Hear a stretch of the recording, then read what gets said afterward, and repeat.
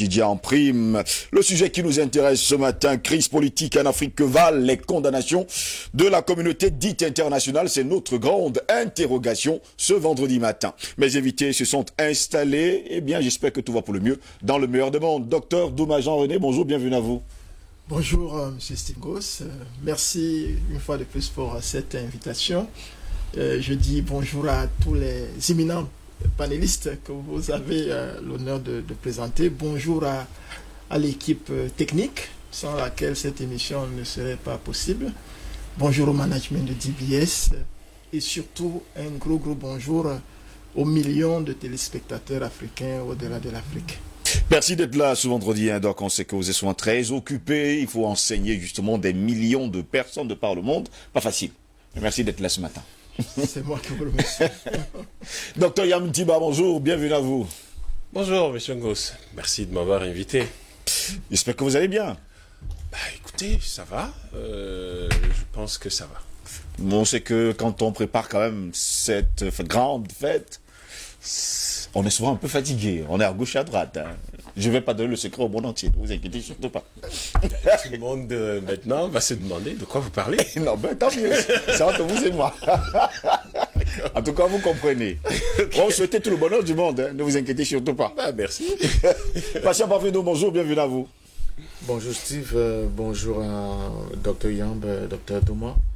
Heureux de refaire ce plateau avec le docteur Douma. Ça fait un bon bout qu'on n'ait pas été ensemble. Bonjour aux téléspectateurs camerounais. Bonjour à tout le gouvernement camerounais et à son complice Néo. Parce que ce qu'ils nous font subir depuis un certain temps, c'est incroyable. Moi, je viens de passer 3 jours dans le noir total. Et à peine j'ai ouvert ma bouche pour me plaindre que mes cousins qui sont à Yaoundé me disent que eux, ça fait 10 jours pratiquement qu'ils sont dans le noir. Alors je dis merci beaucoup, chers membres du gouvernement, avec votre complice Néo. Notre dos est toujours ouvert, continuez de nous flageller. Merci. Albert Latulaïsi, bonjour, bienvenue à vous. Bonjour Steve, je suis Langos. Je salue mes co-consultants, principalement Dr Douma, que j'ai le plaisir de retrouver dans le cadre, n'est-ce pas, de cette tribune. N'est-ce pas, je salue toute la chaîne de production de DBS La Matinale. Je salue le Cameroun, l'Afrique, le monde. N'est-ce pas, je salue tous ceux-là qui nous regardent du côté de la Guadeloupe, de la Martinique, de la Guyane, de la Nouvelle-Calédonie, tous ceux-là qui nous regardent. Je les salue. Je salue particulièrement également, n'est-ce pas, ceux qui s'opposent justement à cette confiscation des libertés du côté de l'Occident, principalement dans la communauté européenne. Je salue ceux-là qui descendent justement dans la rue pour descendre ces libertés. Eh bien, mon coup de gueule ce matin, c'est bien comme j'ai un ancien sur le plateau. Alors, il paraît que, n'est-ce pas, il y a un dispositif qui est assez particulier dans les établissements scolaires. Je ne veux pas dire un dispositif de filtrage. Alors, comment se fait-il qu'on se retrouve avec de la drogue au sein des établissements, avec des objets tranchants, des armes blanches, et surtout des téléphones portables? Et il me semble que chaque établissement est organisé par secteur. C'est-à-dire que vous avez un surveillant de secteur, en plus justement de celui-là qui a la responsabilité de filtrer, n'est-ce pas, l'entrée au portail. Comment se fait-il qu'on se retrouve avec des objets qui n'ont pas leur personne d'établissement? Je pense qu'il va falloir, à mon sens, que les responsables d'établissement fassent souvent des fouilles inopinées, comme ça se passe dans les prisons, dans les cellules. C'est-à-dire qu'on cible une salle de classe, et puis tous les élèves sont dehors, on commence à fouiller dans les cadavres.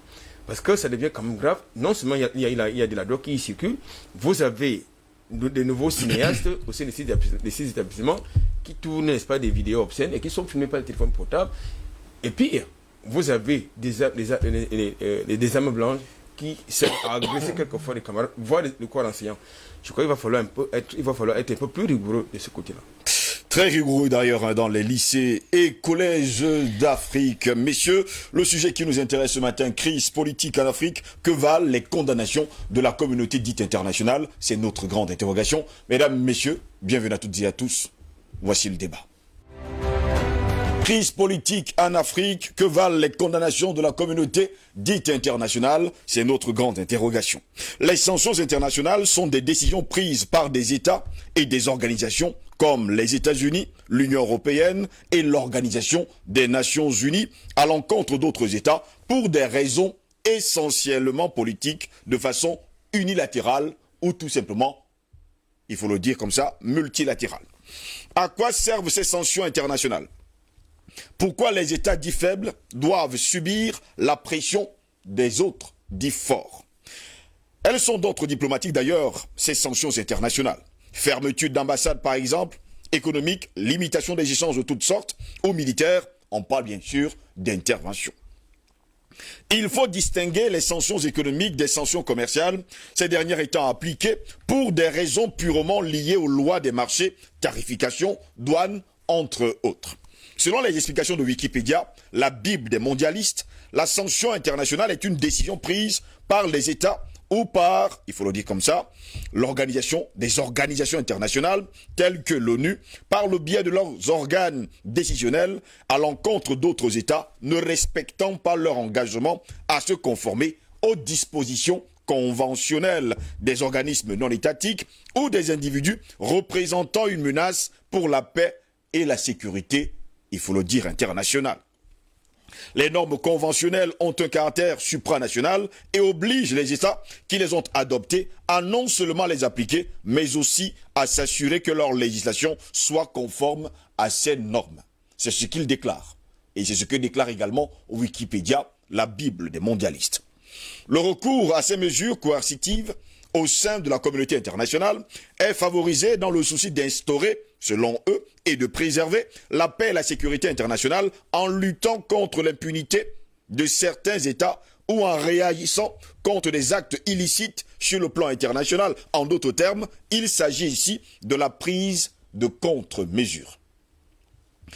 Quels sont ces pays qui condamnent, sanctionnent les autres et ne peuvent être sanctionnés? Nous nous demandons et nous nous interrogeons. Quels sont ces pays qui tuent, pillent, détruisent d'autres nations sous le fallacieux prétexte de la communauté dite internationale? Quel est ce genre de pays qui n'aime pas le progrès d'autres nations parce que, dit-on, ces dernières seraient en possession d'armes de destruction massive, ce fut le cas du côté de l'Irak, d'armes ou d'énergie atomique, comme c'est le cas aujourd'hui du côté de l'Iran? Pourquoi empêcher d'ailleurs l'Iran de s'investir dans l'énergie atomique, à la Corée de vivre en autarcie, aux pays africains de s'industrialiser et être indépendants? Nous nous interrogeons. Comment ne pas condamner les nations occidentales qui aiment, qui arment et financent les rébellions sur le continent africain sans que personne ne dise un seul mot? Finalement, le fabuliste La Fontaine avait-il raison en déclarant que la raison du plus fort est toujours la meilleure dans le loup et l'agneau? Car ici, les plus forts assujettissent les faibles. L'agneau devant le loup s'inclinera-t-il toujours? Les loups seront-ils toujours les plus forts? Mais il faut le préciser, parmi les loups, il y a l'alpha. Oui, il ne faut pas l'oublier. Dans ce cas qui nous intéresse, les États-Unis, avec la bénédiction des Nations Unies, veulent un monde en ruine où seuls les grands du monde font la loi. D'ailleurs, le Bouddha Sensei déclarait haut et fort, la loi de la loi est sans loi.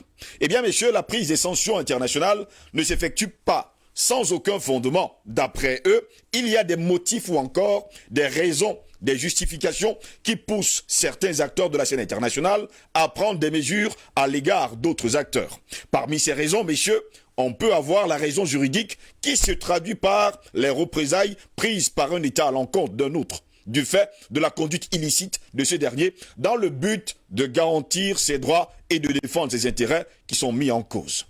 Mais que s'est-il passé lorsque les États-Unis unilatéralement ont pris la décision d'attaquer l'Irak en déclarant haut et fort au monde entier que l'Irak de Saddam Hussein possédait, il faut le dire comme ça, des armes de destruction massive? Pourtant, il n'en était absolument rien. Qui a donné le cutis aux États-Unis, il faut le dire, d'attaquer l'Afghanistan? Pourquoi est-ce que les États-Unis n'ont jamais été sanctionnés? Qui sanctionne la France? Qui arme les rebelles sur le continent africain? Qui sanctionne la France? Qui pille les richesses africaines? Allez savoir. Mais pourtant, selon la Charte des Nations Unies, messieurs, notamment en son chapitre 7 et aux articles 39, 51, c'est le Conseil de sécurité qui est compétent pour prendre des résolutions pour régler les conflits et infliger des sanctions. Le Conseil de sécurité est l'organe exécutif de l'Organisation des Nations Unies. Il a pour mission d'assurer le maintien de la paix et de la sécurité internationale.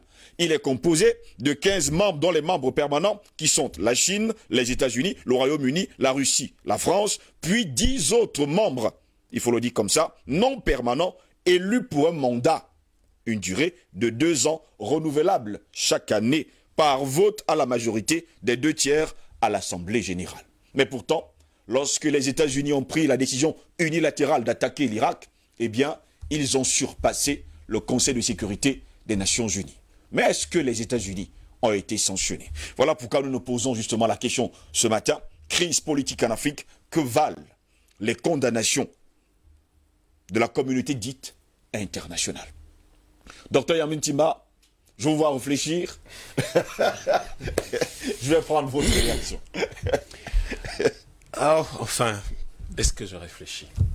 En réalité, comme disait Cheikh Anta Diop, des fadaises. Que des fadaises, mais qui ne nous font même pas rire. Oui. Qui ne nous font pas rire parce que vous allez quand même vous demander, c'est quoi une crise politique? C'est quoi une condamnation? Et c'est quoi la communauté internationale? Et c'est quoi une condamnation de la communauté internationale? Et quand vous essayez d'évaluer ces 4 notions, ce que vous trouvez, c'est que vous avez quelque chose qu'on appelle la communauté internationale qui ne recouvre rien du tout. Il n'y a pas, sauf, si je me trompe, dans la Charte des Nations Unies ou dans quelques dispositifs de droit international particulier, quelque chose qui s'appelle la communauté internationale. Et donc, quand bien même les gens auraient organisé une communauté internationale, ce que nous avons compris, c'est qu'il s'agit d'un certain nombre d'intérêts supranationaux qui échappent donc ou cherchent à échapper à tout contrôle et instrumentalisent ce contrôle du monde, cet ordre du monde, par un certain nombre d'institutions internationales comme l'ONU, etc. Ou même les francophonies, les Commonwealth, l'Organisation de la Conférence islamique, etc. Vous êtes dans cette espèce d'embrigadement qui fait que un certain nombre de personnes ont décidé, sur la base du contrôle des ressources, du contrôle des ressources auxquelles ils sont parvenus, ces personnes à un moment donné, d'orienter ou de diriger le monde d'une certaine façon. Et nécessairement, cette communauté internationale n'a ni passeport. Ce que je veux dire, c'est que elle n'est pas liée à un drapeau particulier. Oui. Elle n'est pas liée à un territoire particulier. Encore que ces territoires sont des territoires plutôt financiers, des territoires plutôt industriels, des territoires plutôt économiques, qui donc finissent par avoir le contrôle sur les vrais territoires physiques et politiques, matérialisés quelquefois par le type d'institution que vous venez de rappeler à notre mémoire. Et cette communauté internationale, en réalité, comme dans tous les pays capitalistes, puisque de toutes les façons, cette communauté internationale est une émanation capitaliste, est de nature à exploiter non seulement la loi, mais toutes les dispositions des relations interhumaines et intercommunautaires et interétatiques, dans le sens unique de l'accomplissement de ses propres intérêts. Donc, finalement, qu'est-ce que vous appelez crise politique? À la vérité, ce qu'on appelle généralement crise politique, c'est le refus. Oui. Ou si vous voulez, oui, c'est le refus des cris de liberté. C'est le refus des cris pour un peu plus de dignité. C'est le refus de l'appel ou de la demande de dignité, de liberté, de considération, de respect d'un certain nombre de peuples dans l'humanité que ces gens-là manifestent au quotidien. Parce que, dans le même temps, ils peuvent aussi noyauter un certain nombre d'États ou de communautés en suscitant, en les fragmentant à travers des demandes, en multipliant les demandes. Parce que toutes les demandes de liberté qui se font à travers le monde ne sont pas nécessairement légitimes. Il y a des demandes de liberté fabriquées, artificielles, que cette communauté internationale utilise. Et met en place. théâtralise, dramatise, pour que nous parvenions à quelque chose qui va être une opportunité d'appel à la loi. Oui. À laquelle loi, au droit international. Parce que ne l'oubliez pas, le crime, tel qu'on le définit de façon sommaire, oui, selon les juristes, c'est ce qui suscite une clameur publique. Mais qui est fondé à qualifier la clameur publique au niveau international? Parce que les problèmes de fond sont en réalité généralement les problèmes de définition de ce que nous appelons ci ou ça, et qui nous permettent de bien caler les territoires, les espaces, les moments de compréhension de l'organisation de la société internationale, ou si vous voulez, de l'humanité. Qui est fondé, qui est légitime pour qualifier la clameur publique qui s'élève dans un coin du globe? Est-ce celui contre qui la clameur s'élève?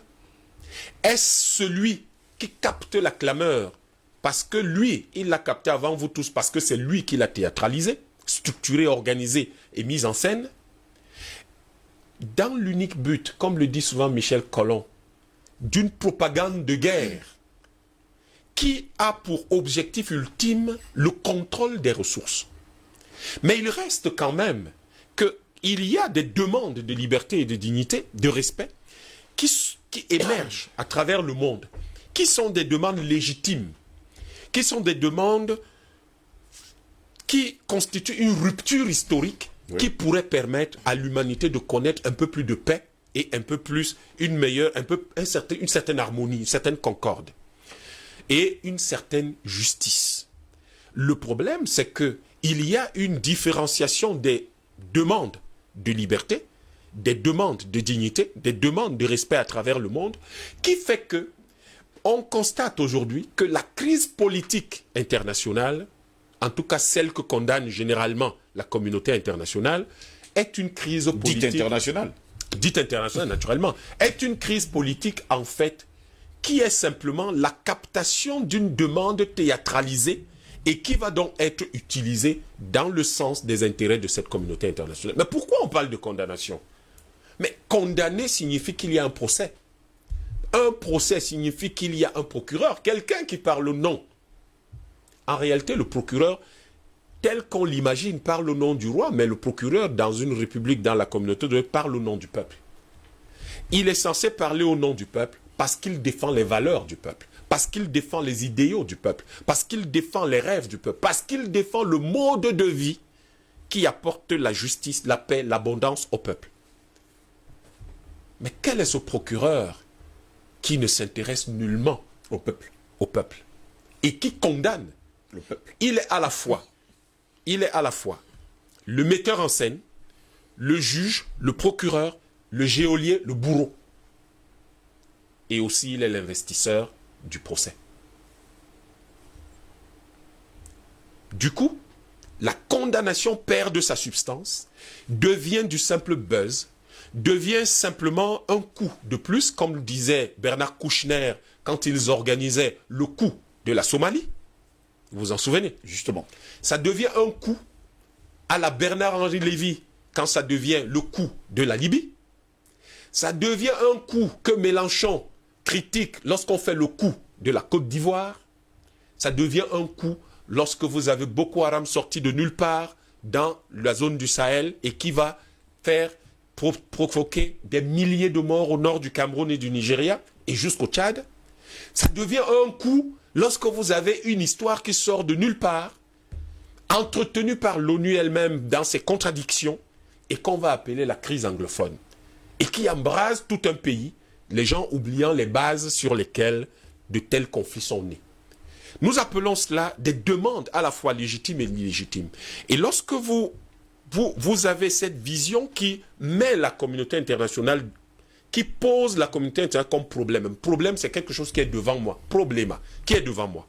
Lorsque vous le posez comme tel, vous vous rendez bien compte qu'au fond, la grande majorité de ce qu'on appelle les crises politiques, ce sont purement et simplement des moments de critique, des moments critiques, des moments de difficulté à contrôler les ressources par un certain nombre de personnes à travers le monde et qui vont donc décider de susciter des conflits, d'user de la force physique ou d'user des instruments internationaux, d'instrumentaliser une institution qui pourrait paraître vénérable, comme l'ONU, et de créer certains instruments que la plupart d'ailleurs de ceux qui se réclament de cette communauté internationale ne vont pas reconnaître ou dont ils ne vont pas être membres, et utiliser cet instrument pour faire taire un certain nombre de voix qui sont discordantes relativement à leur façon de voir le monde. Et nous aurons par exemple la CPI. Quelle est cette affaire où on a une cour internationale, pénale internationale, qui a défini 11 chefs d'accusation principaux, mais qui va quand même dire que tout le monde ne peut pas être poursuivi. Donc, vous avez de telles contradictions où vous avez une cour pénale internationale financée en grande partie par cette communauté dite internationale, mais qui elle-même se soustrait non seulement à la saisine, mais à toutes les procédures de la Cour pénale internationale. Qu'est-ce que c'est que ce genre de contradiction? Donc, au bout du compte, vous en arrivez à l'idée que la valeur des condamnations de cette communauté dite internationale devient au mieux résiduelle, mais réellement, historiquement, elle est nulle. Et la condamnation qui aurait dû avoir un certain impact, qui aurait dû être un acte de dignité, un acte, comme le disait Tao Tep dans ses enseignements, qui aurait dû être un acte d'écoute, un acte éthique. Parce que dans l'Égypte antique, quand on disait éthique, c'est la mise en ordre. La condamnation des uns par les autres au sein de l'humanité, qui aurait dû être un acte de mise en ordre de l'humanité, un acte par lequel nous passons d'un stade à un autre, de notre capacité à construire la concorde et l'harmonie internationale, devient plutôt quelque chose de questionnable. Quelque chose qui est mal accepté par, pas seulement les plus faibles, mais qui est mal accepté par la majorité de des consciences les plus évoluées de chaque temps, de chaque époque dans l'humanité. Vous trouverez cette attitude depuis l'Antiquité. Et depuis qu'au moment où dans l'Antiquité, l'Europe particulièrement a commencé à prendre le leadership du monde. Depuis que vous avez un certain nombre de religions qui ont commencé à prendre le leadership du monde. Donc au fond, les condamnations internationales, les condamnations de la communauté dite internationale et les crises politiques qu'elle condamne, ce sont des artefacts. Ce sont tout simplement des artefacts qui visent quelque chose de particulièrement méprisable, qui est la simple richesse matérielle. Pendant longtemps, quand j'étais tout petit, je pensais que quand on était milliardaire, on ne mourrait pas. C'est l'impression que j'avais. Oui. Parce que j'avais le sentiment que le prêtre parlait plus aux milliardaires. Et j'avais le sentiment que les autorités parlaient plus aux milliardaires. Et donc je me disais, c'est sûr, ces types... Et d'ailleurs, j'avais jamais vu de décès, d'obsèques de milliardaires. Donc j'étais persuadé que c'était des gens qui ne mourraient pas.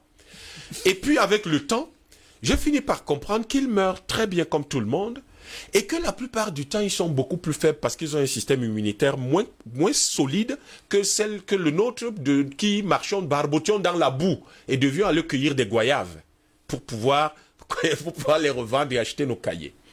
Et du coup, la question aujourd'hui devenue adulte est celle de savoir s'il y a une transposition au niveau de l'humanité et que cette transposition de ces gens-là qui apparaît donc comme étant la communauté dite internationale, qui n'a ni passeport, ni visage, ni nationalité, et à qui on déroule le tapis rouge partout, alors la question devient, ne devons-nous pas multiplier des demandes légitimes de liberté, de respect, de dignité, pour que l'humanité, jamais, la vraie, celle-là, la vraie communauté humaine, jamais ne se taise devant de telles escroqueries pour que nous puissions garantir la pérennité de notre espèce. Docteur Jean-René Douma, vous avez suivi les explications, il faut le dire, extraordinaires du docteur Yambin Timba. Tout le monde d'ailleurs a bu de son lait ce matin, on va le dire comme ça. Jusqu'à preuve de contraire, on sait que toutes les organisations, quelles qu'elles soient, ont un drapeau. Mais voici une organisation dite communauté internationale, qui n'a pas de drapeau, qui n'a pas de président. Et je vous poserai la question. Finalement, on a l'impression qu'on est en train de faire une classification de certaines organisations. D'ailleurs, le docteur Yamtiba l'a dit. Voilà une communauté internationale à qui on déroule d'ailleurs le tapis rouge, peu importe le lieu dans lequel elle pose au pied. Pourtant, c'est elle qui théâtralise justement la mise en scène de son entrée justement en scène. Communauté dite internationale. Oui. Ça a retenu particulièrement mon attention. Et les condamnations entre guillemets, parce que nous avons une posture claire par rapport à cette supercherie, cette escroquerie qui continue de persister pour davantage assimiler le subconscient des Africains à des choses inacceptables.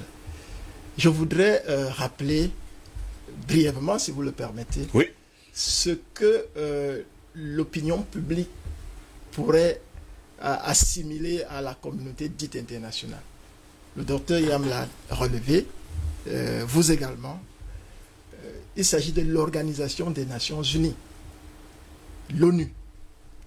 Parce que quand on parle de l'ONU, pour beaucoup d'Africains, pour beaucoup de peuples, ce serait l'organisation qui n'est qu'une association, ce serait elle, l'organisation dite internationale, la communauté dite internationale.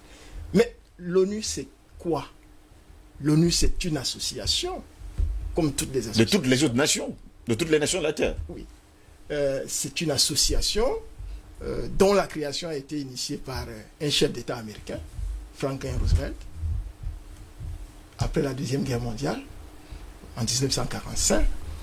L'initiative a été menée bien avant, mais en 1945, précisément en octobre, on a vu la création de l'ONU après l'échec, selon eux, de la Société des Nations.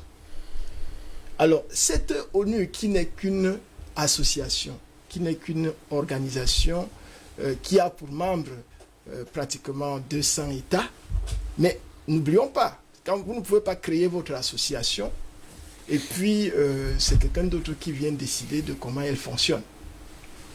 Donc, c'est pour ça que je rappelais que c'est un président américain qui a initié et décidé de la création de l'ONU. L'ONU, c'est qui? L'ONU, c'est quoi? L'ONU a des ramifications. L'ONU a des organisations ou ce qu'on appelle techniquement les organismes spécialisés de l'ONU. Ces organismes, on peut en citer quelques-uns, c'est l'UNESCO par exemple, qui s'occupe en même temps de l'éducation. Et comme je suis enseignant, nous connaissons les tares et les avatars de l'éducation que nous continuons à donner aujourd'hui à nos enfants. Parce que les choses ont tellement évolué et nous pensons qu'on peut faire mieux. On devrait adapter, contextualiser les enseignements que nous prodiguons, n'est-ce pas, à nos réalités, à nos environnements, à nos pays. Donc, vous avez l'UNESCO que je cite pour ne pas développer longtemps. Vous avez par exemple l'OMS. Hein? La fameuse OMS, l'Organisation mondiale de la santé, est un organisme spécialisé de l'ONU. Okay. Nous pouvons et nous savons, nous connaissons le débat qui tourne aujourd'hui autour de l'OMS, un débat qui dure. Mais encore une fois j'ai été ici sur ce plateau même avec le professeur Mbelek qui nous rappelait qu'il y a des menteurs. Oui. Et donc il y a des gens qui mentent vraiment sans avoir de frayeur, sans avoir honte et qui estiment que les autres en face sont des nuls. Ils peuvent accepter ces mensonges n'importe comment. On écrit une chose et on pratique son contraire et on persiste à faire penser que c'est ce qu'on a écrit qu'on est en train de pratiquer. Donc, nous parlons de l'OMS. Je referme la parenthèse parce que la question des vaccins, etc., je pense que nous savons exactement notre position par rapport à cette question qui est existentielle. Maintenant, on peut citer le FAO, ce qui concerne l'alimentation. Oui. Toujours des ramifications de l'ONU. On peut citer des organismes à caractère bancaire et financier. La Banque mondiale est un organisme spécialisé de l'ONU. Il faut que les gens le sachent, qu'on le rappelle. Le FMI est un organisme spécialisé de l'ONU. Et mon collègue, le docteur Yam, a relevé la CPI, qui est un instrument de juridisme, qui ne dit pas son nom, qui est là pour traquer et de manière véritablement à tête chercheuse les chefs d'État, quelques chefs d'État africains qui montreraient qu'ils seraient indociles ou seraient devenus un peu moins soumis que par le passé. Parce que les pays, quand un pays est indépendant, il doit jouir de son indépendance et effectivement aussi jouir de sa souveraineté en tant qu'État. Donc, lorsque je l'ai dit, en résumant en disant que l'ONU est une association de près de 200 pays, mais je n'ai pas relevé particulièrement, et je vais le faire tout de suite, parce que Dr Yam il a tellement analysé ces contours-là, il faut citer le Conseil des Nations Unies. Conseil de sécurité. Le Conseil de sécurité, oui, qui lui n'a que 5 membres permanents sur près de 200 pays qui sont membres de cette association-là, l'ONU. Mais le Conseil de sécurité, qui est l'organe décisionnel, n'est-ce pas, en matière de sécurité et d'insécurité en même temps, hein, qui n'a que 5 membres permanents. Et je profite pour dire que l'Afrique devait être déjà membre permanent de ce fameux Conseil de sécurité dont nous contestons la légitimité. Donc, parce que quand l'ONU a été créée, les pays qui étaient membres de l'ONU représentaient pratiquement 50% de la population mondiale à l'époque. Mais aujourd'hui, on ne peut plus considérer que quand l'ONU a dit quelque chose, chacun se tait. Maintenant, quelles sont les principales missions, les objectifs de l'ONU? Le premier objectif, vous l'avez relevé tout à l'heure, c'est le maintien de la paix et de la sécurité dans le monde, partout dans le monde.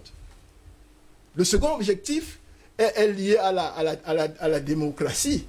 La démocratie, parce que les choses ont évolué, la bonne gouvernance. L'autre objectif, c'est lutter contre la pauvreté. Hein, c'est faciliter les amitiés inter-États. Okay, et au-delà d'une plateforme qui devrait permettre que ces États-là se rencontrent de temps en temps. Les ramifications de l'ONU, je vais sortir par là, c'est également l'Union européenne. C'est malheureusement l'Union africaine. Et puis tous les démembrements régionaux, et puis au niveau des pays, parce que l'Afrique souffre tellement de tous ces démembrements-là jusqu'à aujourd'hui. Donc, se retrouver ce matin pour parler d'éventuelles condamnations de la communauté dite internationale devrait d'abord nous amener à se souvenir de ce que c'est. Déjà. Ce que c'est déjà. Et qu'on l'a partout, même dans nos plats, cette fameuse communauté dite internationale. Et que dire que c'est maintenir la paix et la sécurité, par exemple, comme premier objectif, est-ce que vous avez l'impression, M. Steve Ngoz, que l'ONU œuvre pour le maintien de la paix et de la sécurité avec tout ce que nous vivons? Je vous réponds tout de suite. On va citer la Côte d'Ivoire, comment on a débarqué le président Barbeau. On va citer l'assassinat en Mondovision du président Kadhafi. Vous avez cité l'Irak, etc. Donc, pas du tout. Comment vous pouvez dire que vous êtes là pour maintenir la paix et la sécurité partout dans le monde et que vous soyez, vous, les seuls décideurs de là où il y a une guerre, là où il faut financer une guerre, là où on ne doit avoir que la misère? L'Afrique, le continent le plus riche en ressources, doit être ce pays-là, parce que nous estimons que c'est un pays, que ce pays-là ne doit pas s'industrialiser. Et c'est vous qui décidez, n'est-ce pas? Alors, de manière unilatérale, n'est-ce pas? Et contrairement à ce que vous avez rédigé, que tel coin du monde va être misérable, va être pauvre. Et aujourd'hui, vous en êtes arrivé au point où vous parlez du nouvel ordre mondial, c'est-à-dire que quelqu'un reste aux États-Unis, il décide de la vie de ma grand-mère à Bebarou, de là où je suis, quelque part dans l'Oncam là-bas, ou bien à Bafou, ou bien en Gomezap, etc. Est-ce que c'est envisageable? Et maintenant, la démocratie, M. Steve Ngos, c'est qu'est-ce que ces gens-là veulent nous vendre en termes de démocratie? Encore un gros mensonge, parce que la démocratie, c'est sous votre contrôle, c'est la représentation, n'est-ce pas, du peuple, non? Oui. C'est ce qu'ils ont dit, en tout cas. C'est ce qu'ils ont dit. La représentation du peuple et donc des intérêts du peuple. Ce matin, on clamait encore du mutisme de nos parlementaires au niveau du Cameroun où je suis. Et ça peut s'étaler sur un certain nombre de pays. Alors, la démocratie, alors qu'en réalité, ils pratiquent l'aristocratie. C'est-à-dire qu'il y a une minorité qui estime qu'elle va décider des peuples sans l'avis des peuples, en donnant l'impression qu'on a pris les avis des peuples à travers des systèmes électoraux qui sont contestés. Le peuple dit c'est comme ça qu'on aimerait avoir les choses, mais on va en faire le contraire et on dit qu'on le fait au nom du peuple. Mais il faut qu'on arrête ça. Il faut qu'on arrête ça parce que cette persistance dans le mensonge, parce que c'est surtout le mensonge, c'est pas qu'ils ne savent pas. Ils savent exactement ce qu'ils font et où ils vont. Au point où aujourd'hui, ils veulent réduire la population mondiale, mais surtout la population africaine, parce que, disait-il, les Africains accoucheraient beaucoup. Donc, il est question qu'on continue de se lever, de dire non à cela, de dire voici ce qui est humaniste, voilà ce que vous avez décidé de faire, il faut rester fidèle à cela. Donc, si nous, les Africains, nous ne percevons pas cela, parce qu'il faut toujours interpeller également nos frères et sœurs qui nous écoutent et qui savent comment les choses évoluent, que nous sommes obligés d'agir. Nous sommes obligés, nous, le peuple, de dire non. Ce n'est pas le mandat qu'on vous a donné. On ne vous a pas éventuellement élu pour que vous fassiez des choses contraires aux intérêts de nos vies, aux intérêts de nos enfants, etc. Donc nous disons non. Et c'est pour ça que chaque fois que vous allez solliciter ma modeste contribution pour ce type de débat, je me rendrai disponible. Merci beaucoup d'être là ce matin. Le débat vole très haut d'ailleurs ce matin. Patient Parfum Dôme, finalement, après les explications des deux docteurs, la communauté internationale, dite internationale, serait-elle aujourd'hui la continuité de l'impérialisme et le bras armé du Code Noir et de la charte de l'impérialisme? Je vais essayer quand même de descendre sur terre parce que ça vole haut avec les docteurs là tout à l'heure. Parce qu'il n'y a pas que les gens qui ont fait les amphis qui nous écoutent. Hein. Bon, donc je vais essayer de, comme les Français me disent, en français facile. On vous comprend. Voilà. Alors, la prétendue communauté internationale autoproclamée, c'est une grosse escroquerie et un gros mensonge. C'est de la fémania. On nous a dit que dans le Conseil des Nations, qui siège à l'ONU, nous avons près de 200 États. Mais il suffit que les États-Unis, suivis par les chiens que sont la France, l'Angleterre et un peu l'Allemagne, disent quelque chose, et on écoute dans tous les médias, n'est-ce pas, des pays soumis là, reprendre en cœur. La communauté internationale a dit que. La communauté internationale a dit que.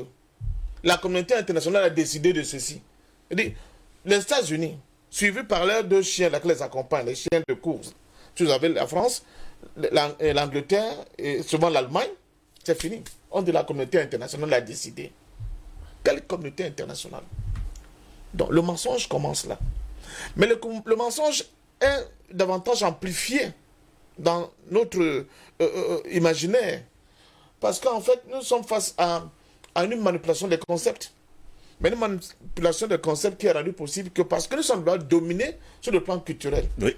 En parlant, en écoutant ce que la France dit, ce qu'on dit en français, en anglais, on estime que c'est ça, arrêtez, qui est la norme. Mais est-ce que quand les États-Unis décident de sanctionner la Russie, et que les médias russes, non-coréens, relaient cette information, ils vont vous dire un jour que la communauté internationale a décidé? Jamais. Ils ne le diront jamais. Donc nous sommes là toujours dans le développement, dans les conséquences du fait que nous sommes dominés. Nous ne sommes pas indépendants. Nous ne sommes pas souverains. Et c'est ça qui peut donner lieu à de pareilles perceptions. Je dis que je suis souvent étonné, et très étonné. Il y a une décision qui est prise par les États-Unis et ses complices-là. J'écoute les radios nationales africaines reprendre en cœur. La communauté internationale a décidé de sanctionner Laurent Gbagbo. L'OMS a décidé de mettre quoi, comment ça s'appelait ça, un veto sur les médicaments, machin. Je dis, mais c'est quoi ça?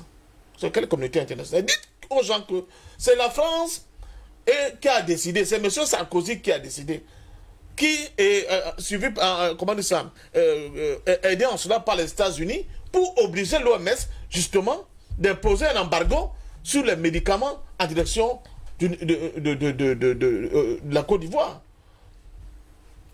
Tu vois? Mettons, ça dit qu'en perte de profit, tous les malades ivoiriens et ceux qui sont les pro-Gbagbo et qui ne sont pas les pro-Gbagbo et qui sont ceux qui n'ont même rien à voir avec la politique. Punition collective. Parce qu'on veut dégager Yamtiba de son fauteuil.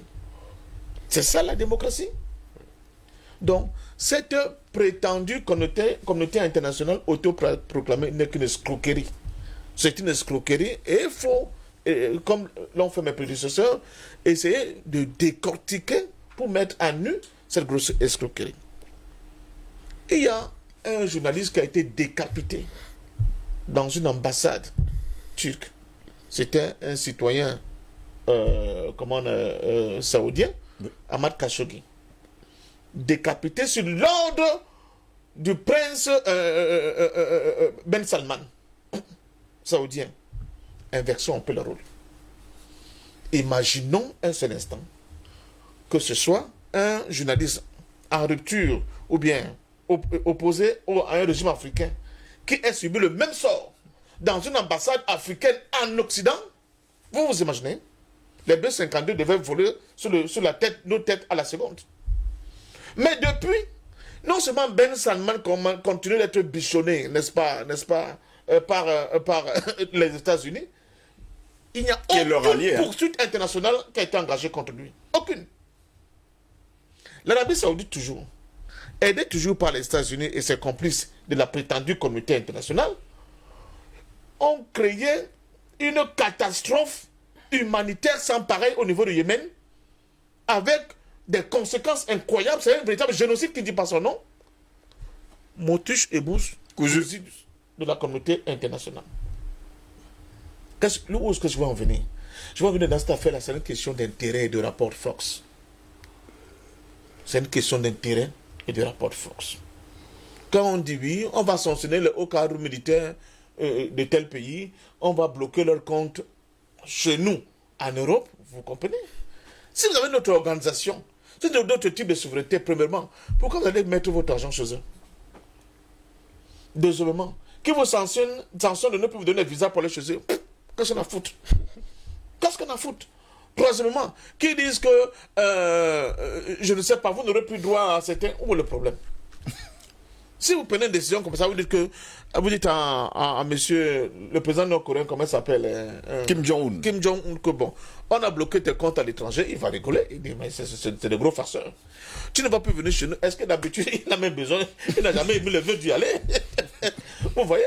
Donc c'est parce que nous avons même créé des relations de dépendance. Vous avez de ces gens-là. C'est pour ça que nous avons ces problèmes aujourd'hui. Le dernier opposant, au grand opposant, Sassou Nguesso, il tombe malade.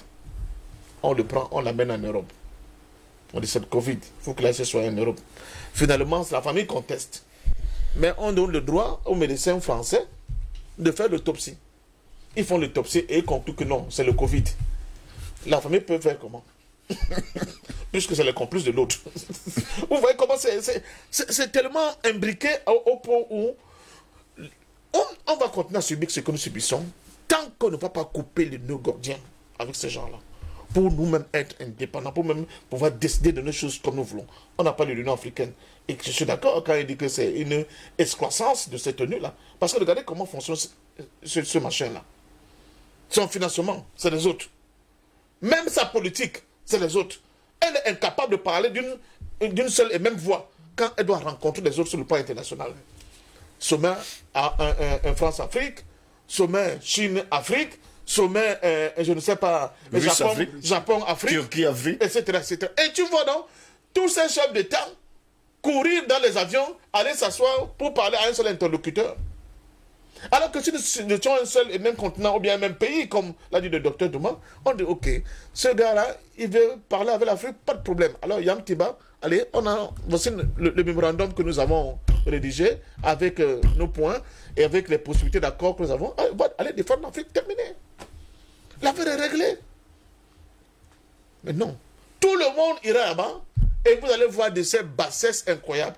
Au point où je me souviens à un sommet, si je ne m'abuse pas, en Chine ou au Japon, on avait un homme d'affaires venu cravater un ministre, je crois, togolais, en lui disant, je t'ai donné l'argent pour me donner un tel marché. Ça n'a pas eu lieu. Tu me donnes mon argent ici aujourd'hui. Vous voyez des trucs pareils. Mais il n'y a que chez nous où on voit de pareilles bêtises. Il y a une guerre qui s'est passée en Côte d'Ivoire. Une guerre, confrontation entre deux camps. On nous dit de 3 000 morts. On sait que c'était autour de 20 000 morts. La CPI décide de manière unilatérale de ne poursuivre qu'un seul camp. Un seul camp. Malgré cela, elle se fourvoie, elle prononce ce non-lieu. Excusez-moi, ce n'est pas pratiquement un non-lieu, mais en fait, elle estime que le camp qu'elle a poursuivi, c'était pas le bon camp. Ça veut dire que depuis un certain temps, depuis qu'il y a des bisbilles entre M. Ouattara et son complice Soro, Ouattara a envoyé un liste de personnalités qui doivent être poursuivies par la CPI. Oui. Vous voyez comment on instrumentalise, pro Soro, hein, pas de son côté. Et pour faire vite, il a organisé le procès de M. Adano Ouroumi, n'est-ce pas, qui était le bras séculaire de ces rébellions au niveau de Montpéco, oui, qui dit que non, moi j'étais seulement le gars qui était venu effacer avec son torchon. Ce n'est pas moi qui ai commis les crimes là. Les gens qui ont commis les crimes, les voilà. Et ils sont tous des plus Soro. Et je peux vous dire que parmi ces mandats d'arrêt, il y a un mandat d'arrêt qui va être lancé contre Soro lui-même. Voilà. Donc, une instance qui est censée rendre justice sur le plan international, elle se fait manipuler comme ça. Vous voyez les intérêts, le rapport de force. Bon, ils ont dit qu'ils vont le faire avec Israël. Attendons voir. Attendons voir. Vous allez voir. Sera-t-il possible de le faire d'ailleurs avec Israël? Ça va faire shit comme une baudruche. Ils ne peuvent pas. Ils l'ont essayé avec les États-Unis, ça fait Ils shit. ne peuvent pas. Non, Ça sert pas fait d'eau. Ils ne peuvent pas. Là-bas, c'était la comédie. C'était pour affaiblir Trump. Ça n'a rien à voir. Vous allez voir si ça va prospérer leur connerie là. Ils ne peuvent pas. Donc, une fois de plus, je pense que nous sommes là face à des concepts, à des manipulations de concepts qui sont lancés depuis l'Occident et qu'on tente de nous imposer comme des réalités, alors qu'en réalité, c'est le monde qu'on puisse dire, c'est des espèces de je ne sais pas, des choses qui n'existent pas. Hein? Des choses qui n'existent pas. C'est à nous de nous comporter autrement, de réagir autrement pour qu'on accepte plus ces choses-là. Maintenant, Yamba dit quelque chose de très important. C'est vrai, il y a des crises qui sont aussi réelles sur notre continent. Il faut aussi que nous soyons capables de nous organiser pour pouvoir résoudre ces crises nous-mêmes. Oui. C'est parce qu'il y a les instances, il n'y a pas des instances capables de régler ces crises sur notre continent. Quand on donne enfant raté, on tend la perche à ces brigands de la prétendue communauté internationale pour s'immiscer dans les affaires qui ne les regardent pas du tout. Qui ne les regardent pas du tout. Vous pouvez lancer une plainte contre les États-Unis pour le sort excusez-moi, des Noirs aux États-Unis. Vous ne pouvez pas. Regardez ce qui se passe avec les émigrés latino-américains qui essaient de rentrer aux États-Unis. Regardez, des traitements inhumains. Mais vous ne pouvez pas. Vous n'avez pas la capacité, la force de le faire. Donc, tant qu'on n'a pas construit, c'est un problème de construction de cette force. C'est pour ça que j'appelle la l'unité politique de notre continent. On va toujours être la risée et puis bon, le terrain de jeu, d'influence divers de ces gens-là. C'est ça le nœud du problème, c'est la difficulté à laquelle nous avons affaire. Sinon, l'histoire de la communauté internationale, ce sont des histoires à dormir debout. Les États-Unis, la France, l'Angleterre ne représentent pas la communauté internationale. La communauté internationale, c'est tous ces gens-là. Le docteur Douma a employé une expression, n'est-ce pas, la communauté humaine. Oui. Et leurs représentants. C'est eux qui forment la communauté internationale.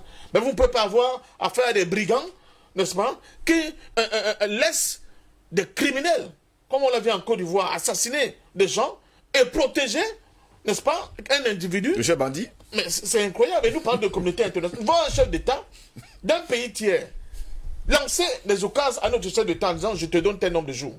Si tu ne dégages pas de là, ton épouse et toi, vous allez voir ce qui va vous arriver.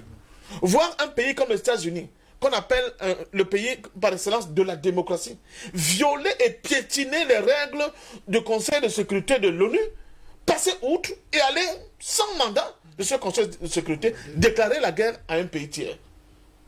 Voir le patron de ce pays à l'époque, M. Bush dit, soit vous êtes avec nous, soit vous êtes contre nous. Le déclarer, c'est-à-dire en balayant complètement les règles internationales en la matière. Voir un individu venir à la télé nous expliquer qu'avec une fiole, comme vous voyez, ça, c'est la preuve que ce pays-là détient des armes de décision massive. Alors que l'organisation compétente en la matière leur dit il n'y a aucune preuve jusqu'au jour d'aujourd'hui que ces gars-là détiennent des armes de destruction massive. Ça n'a pas arrêté, puisque arrêter, c'était un prétexte. Le problème, c'était ailleurs. C'était d'affaiblir, de détruire complètement Saddam Hussein, faire même basse sur le pétrole irakien, mais surtout donner encore une marge de manœuvre assez importante à Israël par rapport à sa prétention de domination dans cet espace politique-là. Israël, comme vous le savez très bien, qui n'est rien d'autre que le pont avancé des États-Unis, de la présence américaine, mais surtout l'influence américaine dans la solution. Donc les questions sont ailleurs, et pour faire bon, on les ramène sur la communauté internationale. Et pour sortir une seule seconde, j'ai écouté une information ce matin. Des gens d'une ONG qu'on appelle Médecins Sans Frontières. Oui. Mais là encore une autre escroquerie. Hein. Ils disent qu'ils ont assisté eux-mêmes l'exécution sommaire par l'armée somalienne, éthiopienne, des civils tigréens. Donc depuis on cherche une preuve pour coincer l'Éthiopie, la preuve ne tombe pas. Maintenant ils envoient leurs argent eux-mêmes. Ils disent que nous avons vu nous-mêmes comment on a assassiné, c'est-à-dire on nous a arrêtés, on a molesté nos chauffeurs, après on a arrêté les cars de ces Tigréens-là, on a fait descendre les hommes, on a laissé partir les femmes, et devant nous, l'armée éthiopienne a pris le risque d'abattre des dizaines de Tigréens. Vous croyez un truc pareil? Dans l'armée, là, ce sont des fous qui ne savent pas que pour faire un truc pareil, il faut que ce soit complètement dans le noir. Alors, on va donc s'accrocher dans les jours à venir à cette prétendue preuve-là, oui, pour créer toutes les misères à l'Éthiopie. Voilà ce à quoi nous sommes réduits. Albert Anatola, ici, la communauté dite internationale impose des vetos qui tuent parfois des millions de personnes. Ce fut le cas d'ailleurs du côté de la Côte d'Ivoire, où on a mis justement un veto, on a imposé un veto sur les médicaments. Un embargo. Un embargo d'ailleurs sur les médicaments. C'est le cas justement du côté de la République centrafricaine, où on impose un embargo sur les armes. Mais on ne comprend pas comment les armes, il faut le dire comme ça, automatiques, extraordinaires, de nouvelle génération, arrivent quand même sur le sol centrafricain. Qu'est-ce qu'on doit comprendre finalement? Que la communauté internationale, c'est toujours un grand théâtre organisé, justement, et sur le coup, venir jouer les sapeurs-pompiers pour éteindre le feu. Je pense que mes précédents intervenants ont largement expliqué ce que c'est que cette affaire de communauté dite internationale, dont le rôle se résume en deux choses essentiellement, notamment la protection du droit international, qui n'est pas protégé du tout, je crois qu'il y a là suffisamment démontré, et qui est allègrement violé par celui-là, par le procureur, qui a la responsabilité de protéger et les libertés et le droit international et le droit. La première vocation justement de cette communauté internationale, c'est justement de protéger les libertés. Malheureusement, ces libertés sont confisquées par ce procureur-là, qui est en même temps avocat, hein, parce qu'il joue les deux, dans le théâtre. Il est juge parti. Dans le théâtre, n'est-ce pas, de la cour, il est justement le policier, il est le gendarme, il est le militaire, il est le procureur, il est le juge, il est l'avocat, et c'est lui également qui est le geôlier, quand il est également le bourreau. Tout à l'heure, ça a été suffisamment démontré. La question que vous me posez, justement, questionne la légitimité de cette communauté dite internationale. Parce que lorsque vous avez des condamnations, entre guillemets, qui deviennent sélectives, ça veut dire qu'il y a un problème de partialité. Lorsque vous instrumentalisez les instruments du droit international à votre profit, parce que vous voulez, n'est-ce pas, contrôler l'ordre mondial à travers vos instruments, dont certains ont été cités tout à l'heure par Dr Douma, ça veut donc dire que là, nous ne sommes plus dans la protection du droit international et des libertés. Ça veut dire que nous sommes dans la confiscation de cette liberté et de ce droit. Et de ce point de vue, vous avez questionné un certain nombre, n'est-ce pas, de faits historiques qui sont le fait de cette communauté dite internationale portée par ces trois États qui ont le droit, qui ont justement soit le droit de veto, ceux qui ont la possibilité de déclarer une guerre sans aucune conséquence par la suite à un État tiers. Eh bien, vous avez pris le cas de la Côte d'Ivoire. Parlons-en. Lorsque vous déclarez un embargo sur les médicaments, il y a une conséquence. Oui. C'est-à-dire qu'il y a eu des décès liés à cet embargo. Est-ce que cette communauté dite internationale s'est auto-flagellée pour justement dire, écoutez, je dois pouvoir défendre et protéger le droit international et les libertés, mais je viens de prendre une décision qui a causé des milliers de morts dans un pays tiers. Est-ce que je dois m'auto-flageller? Je pense que là, ça questionne également de manière fondamentale le rôle de la société civile et des politiciens africains, si jamais il y en a sur ce continent qui sont sérieux. Parce que lorsque vous avez quelqu'un qui s'octroie tous les rôles dans un casting qui est écrit par lui-même, ça pose quand même un problème. Tout à l'heure, parfois on parlait justement de la question du rapport de force. Mais on ne peut pas tout le temps s'appuyer sur la question du rapport de force. Je voudrais également convoquer un fait historique. Lorsque les États-Unis vont faire la guerre au Vietnam, depuis d'abord, le rapport de force était déséquilibré. Mais parce qu'il y a une volonté de combattre, de lutter, des Vietnamiens, que justement les États-Unis ont mordu la poussière. C'est de ça qu'il s'agit. C'est-à-dire cette volonté, cette détermination à sortir justement de ce carcan impérialiste, parce que c'est de ça qu'il s'agit. Finalement, que valent donc ces condamnations? Rien du tout. Rien du tout. Parce que là, nous sommes justement, comme je l'ai indiqué tantôt, dans un jeu de rôle. Et ce jeu de rôle qui consiste, pour les démocratiseurs universels, à choisir leur cible. Parce qu'au nom soit du pétrole, de l'or, de l'uranium, et le lithium, tout ce que vous voulez comme ressources. Parce que ces condamnations sélectives ne devraient même pas y avoir lieu. Pourquoi? Parce que lorsque c'est vous qui organisez l'insécurité, parce que là, je ne voudrais pas quand même m'inscrire en faux par rapport à ce que nous me disait. Les crises réelles que nous causons sur le territoire africain sont la conséquence des décisions historiques qui ont impacté négativement notre structuration politique, notre constitution, la constitution de nos États. Souvenez-vous de ces fameuses décisions qui ont été prises un certain 1884. Oui. Ce sont les conséquences. Vous vous retrouvez avec justement des frontières virtuelles. Or, de deux côtés, dans plusieurs pays en Afrique, vous avez pratiquement les mêmes peuples derrière chaque frontière. C'est les mêmes communautés. Mais, parce qu'ils ont des visées impérialistes, ils ont des visées justement de chaos, eh bien, ils vous font la guerre. Ils organisent, ils financent, ils initient et ils arment. Vous l'avez tout à l'heure convoqué. Qui arme Boko Haram? Vous avez Boko Haram qui a une artillerie plus conséquente que celle utilisée par l'armée régulière, notamment du côté du Nigeria ou du Cameroun. Qui les arme? Bien évidemment, moi j'ai la réponse. Beaucoup de témoins oculaires ont vu les hélicoptères français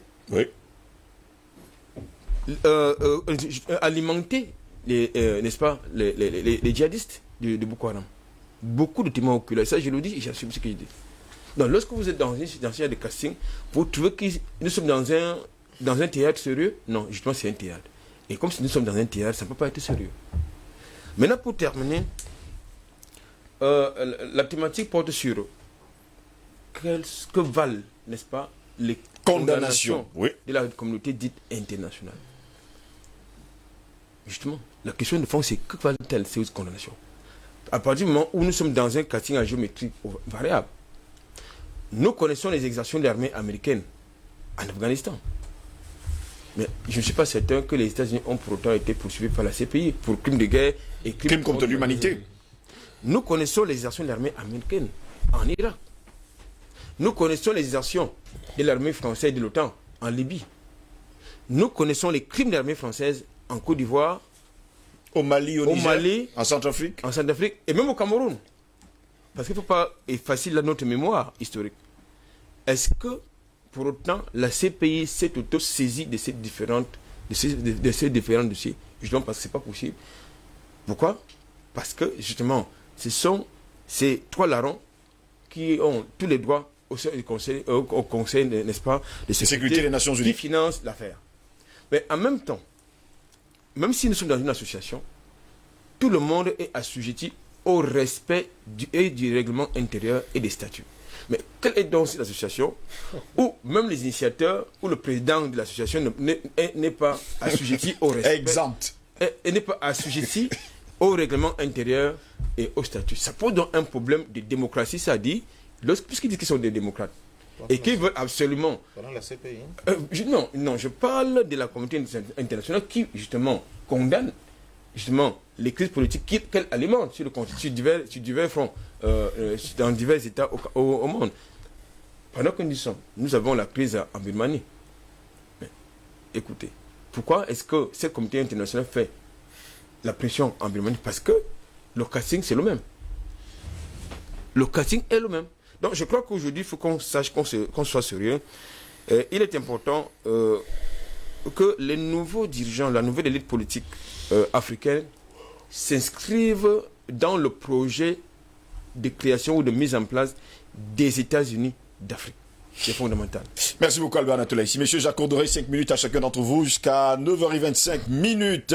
Allons-y rapidement. Docteur Yam Timba, le Conseil de sécurité des Nations Unies, il faut le dire comme ça, a 5 membres permanents. On l'a dit, on l'a tellement bien dit. 5 membres permanents. Vous avez dit qu'il y a 200 pays. Bon, plus de 200 pays d'ailleurs de la communauté internationale, des Nations Unies et tout ce qui va avec. Maintenant, les autres membres ne sont pas des membres permanents, ils sont élus parfois pour un mandat de 2 ans. Il faut également le dire. Maintenant, pour que l'Afrique fasse justement partie, parce que c'est ce que les téléspectateurs demandent, si l'Afrique veut justement faire partie, en tout cas des membres permanents, doit-elle avoir une arme atomique, une bombe à hydrogène, pour en faire partie? Parce qu'on a l'impression justement que c'est les plus forts, les 5 plus forts, qui sont justement à la tête de ces membres permanents. Il y a un professeur congolais à qui on demandait que préférez-vous entre la MAAT et la bombe atomique? Et il répond non, moi je préfère les deux. Parce que si j'ai la MAAT seulement et que les autres ont la bombe atomique, je suis dans la situation actuelle de l'Afrique. Parce que tel a été effectivement ce qui s'est passé dans l'histoire. Oui. Si je n'ai que la bombe atomique, moi je n'ai pas envie d'aller larguer la bombe atomique à Nagasaki. Ça n'a pas de sens. Je ne veux pas être dans cette situation historique non plus. Mais je veux avoir les deux. Je veux avoir les deux parce que la MAAT va me permettre de préserver mon humanité et de construire ce que j'appelais tout à l'heure la communauté humaine.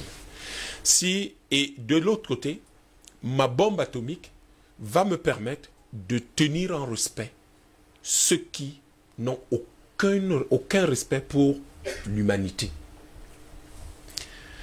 Pourquoi je rappelle cela? Je rappelle cela parce que, au fond, ça va permettre de mieux répondre à votre question. L'Afrique a-t-elle besoin de bombes atomiques? Non, elle n'en a pas besoin, c'est urgent.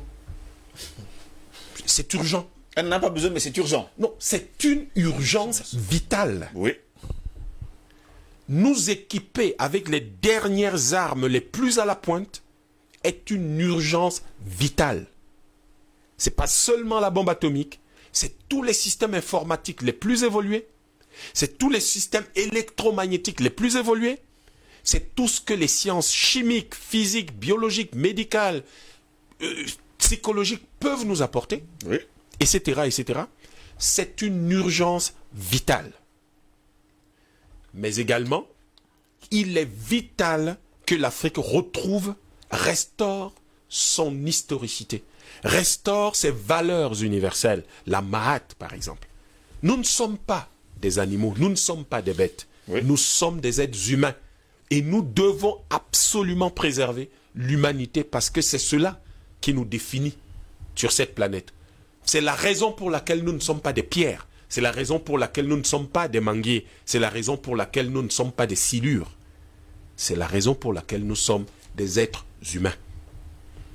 Les deux, nous devons les avoir. Oui. Et nous devons encore plus urgemment les avoir lorsque nous lisons Kwame Nkrumah. Et qui nous rappelle que le colonialisme est le dernier stade de l'impérialisme.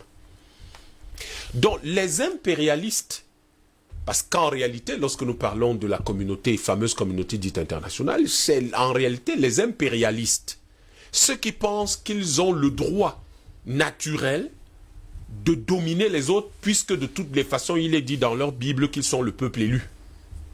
Et que les élus marchent avec ceux qui leur ressemblent et les autres ne sont que des esclaves.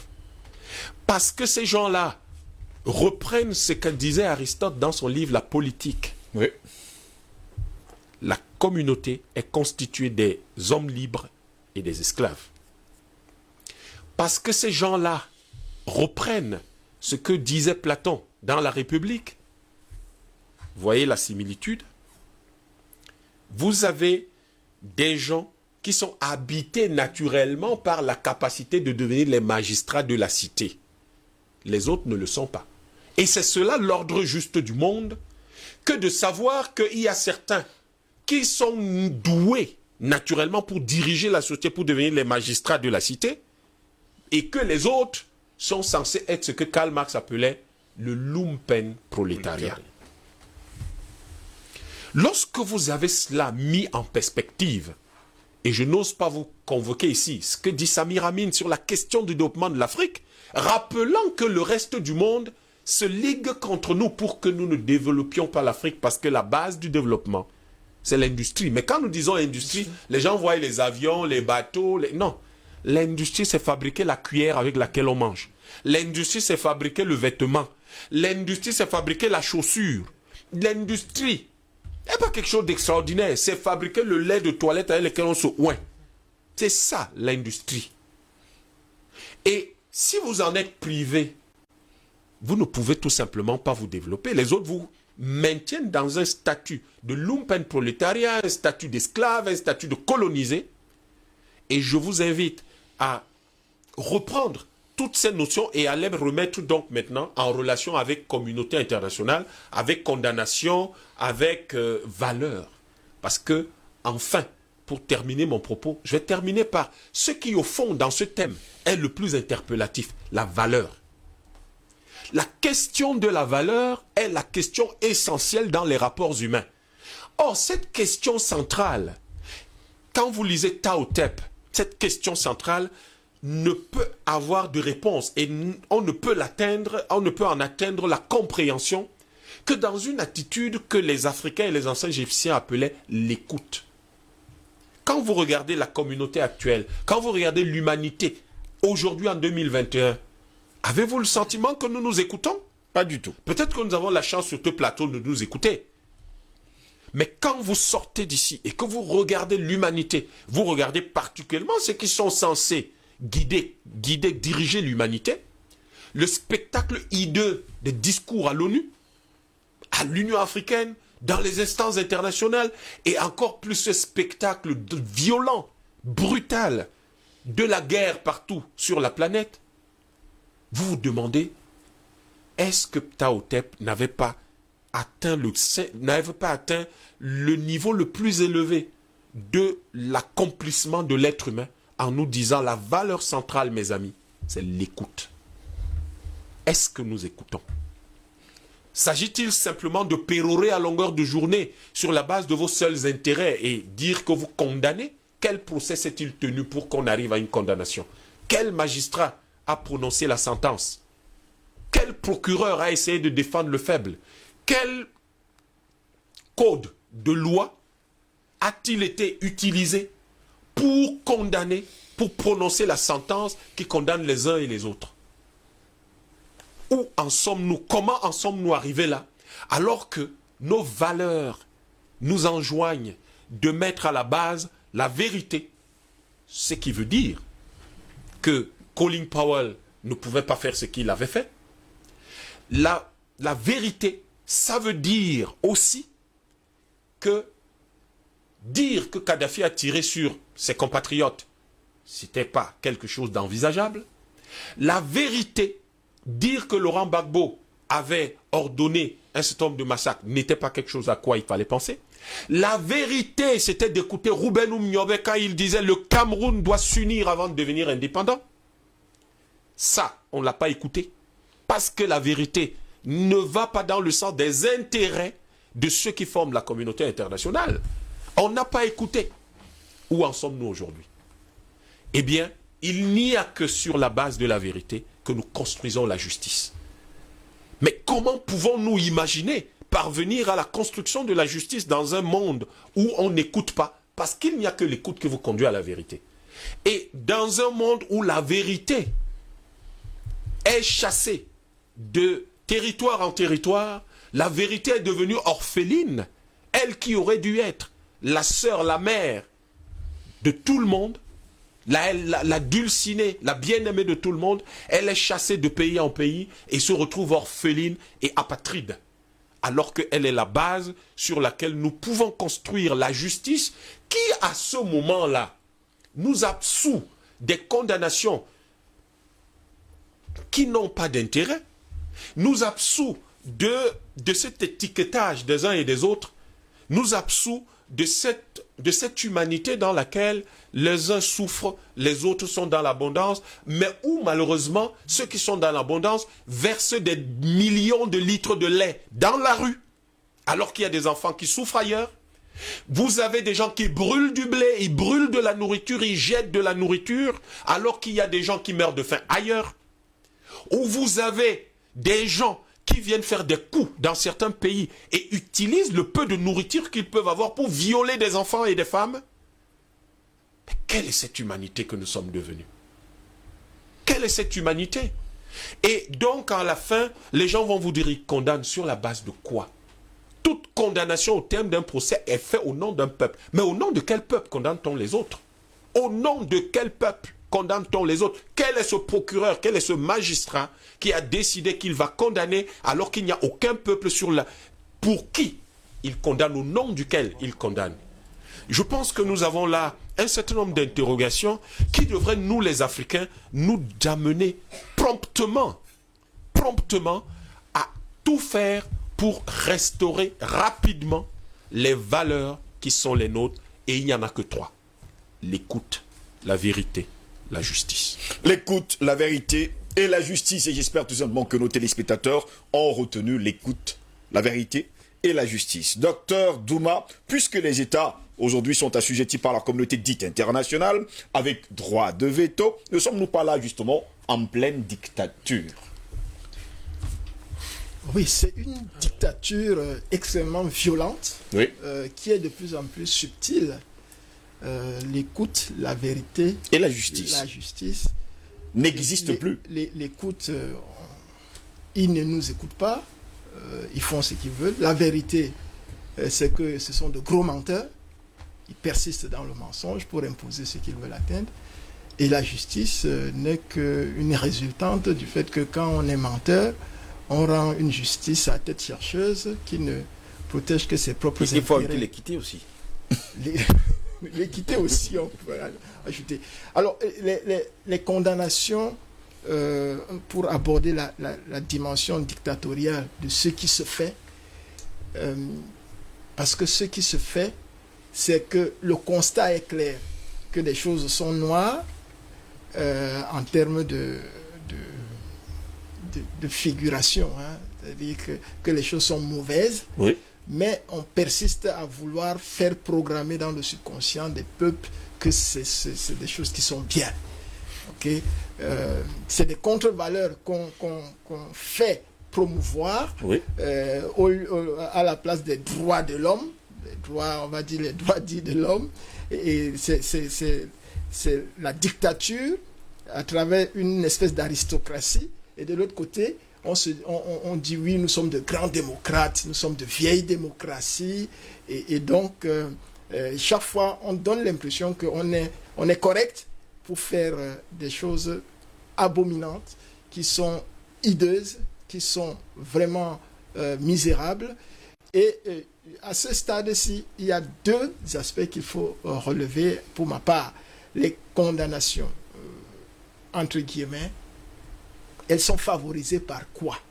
D'une part, par le fait que, évidemment, la soi-disant communauté internationale crée des instruments pour pouvoir condamner en leur faveur tout ce qui se fait qui irait dans le sens du bien de l'Afrique. Oui. Donc, créer ces instruments-là, évidemment, ça peut être fait, traduit par le fait que il y aurait un vide. C'est-à-dire que, comme le docteur Yam l'a relevé dans ses propos, que les Africains n'auraient pas la capacité à pouvoir s'auto-organiser, se structurer de manière à ce que toutes ces questions de justice, d'équité puissent être prises en charge par les mêmes Africains. Donc, d'un côté, ce vide-là fait en sorte que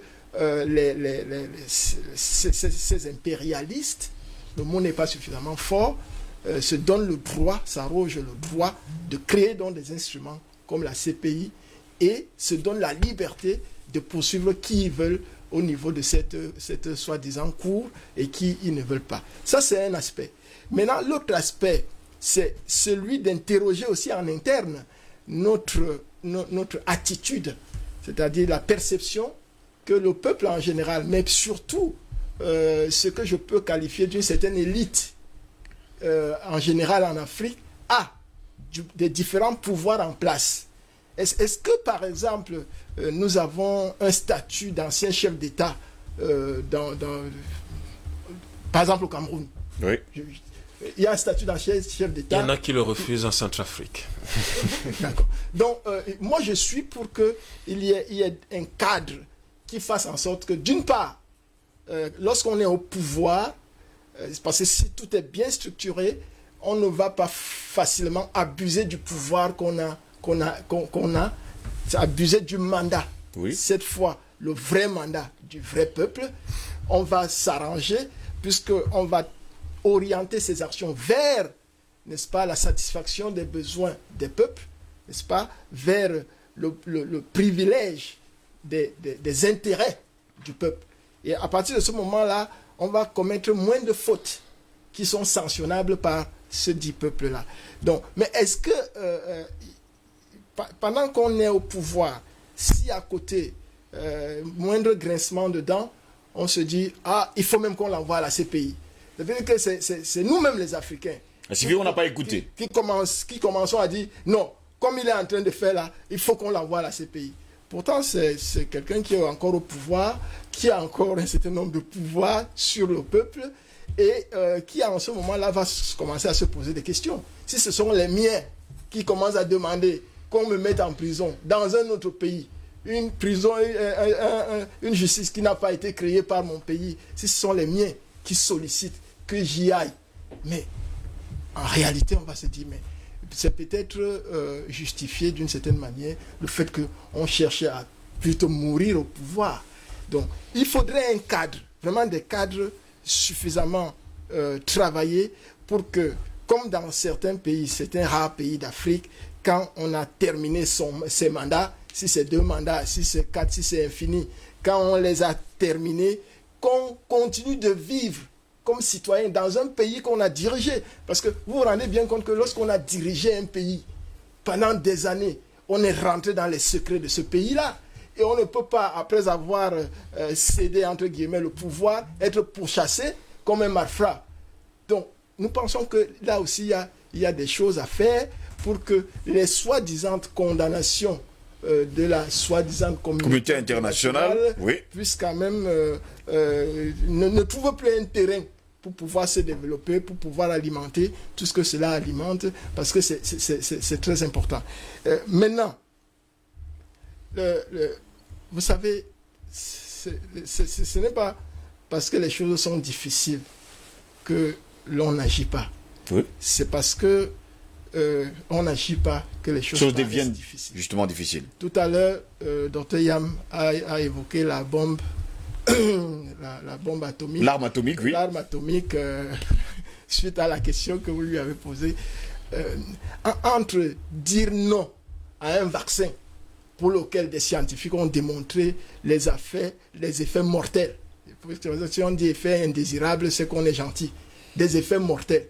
C'est des choses qui ont été montées et de manière officielle, où certains chefs d'État, quand ils ont pris la parole au début de cette soi-disant pandémie, la Covid, ont parlé de guerre.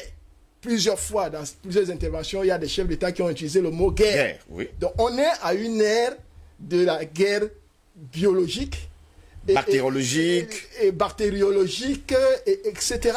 Donc, entre dire non à une arme bactériologique, comme ces soi-disant vaccins, parce que j'ai suivi aussi des scientifiques qui expliquaient que ce n'est pas le vaccin.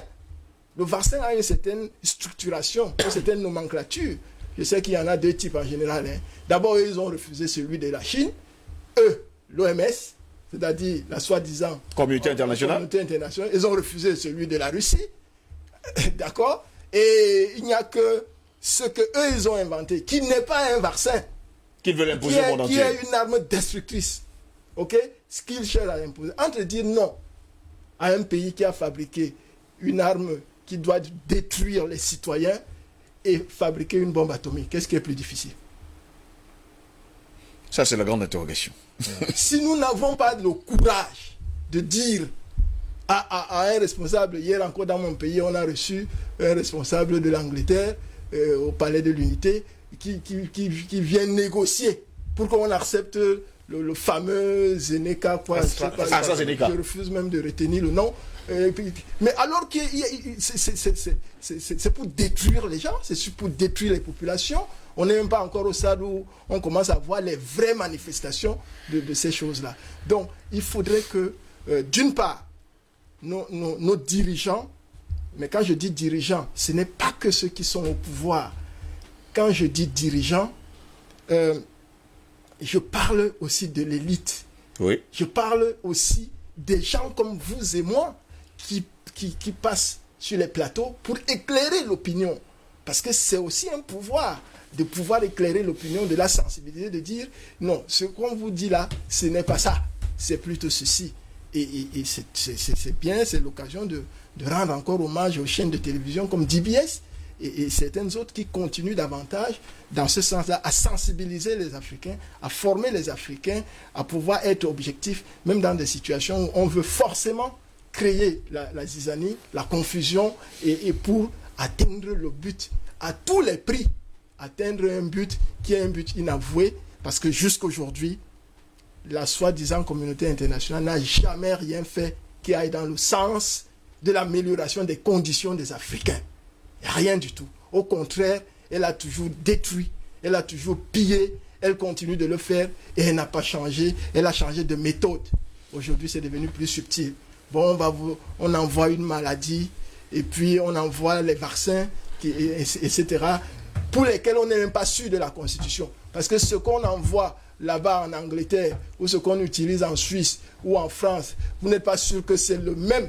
Ceux-ci sont tropicalisés comme les voitures. Voilà, ceux-ci sont aussi tropicalisés comme les voitures, donc on n'est même pas sûr que on parle du même vaccin. Ce que nos dirigeants doivent dire, c'est qu'on ne veut pas de vaccination, un point, un trait. Merci, docteur Douma. Messieurs, plus que 6 minutes, 7 minutes pour sortir de là. Parce que là, les deux docteurs, ils ont été prolixes. Très prolixes. C'est normal, et c'est très bien. D'ailleurs, ils viennent souvent au moins. C'est très normal que nous les ayons sur le plateau. Mais en 7 minutes, messieurs, 3 minutes à chacun.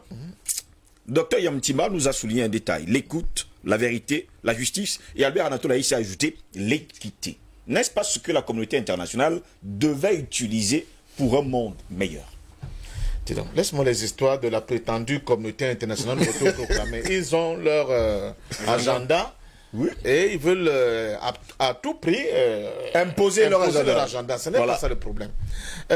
J'ai écouté le point de docteur Yam Timba qui m'a intéressé sur la maths et la bombe atomique. Alors, je veux dire à mon frère Yam Timba, vraiment, ça dit que honnêtement, moi, je mettrais une préséance par rapport à ces deux acquis que nous devons avoir. Je commencerai d'abord par fabriquer la bombe atomique. Ne discute pas. On a interrogé étudiant Pomi. Oui. À la fin de sa vie, il a dit s'il avait su, il ne serait pas allé faire des études sur les questions monétaires. Il devrait plutôt faire des études sur l'art de la guerre.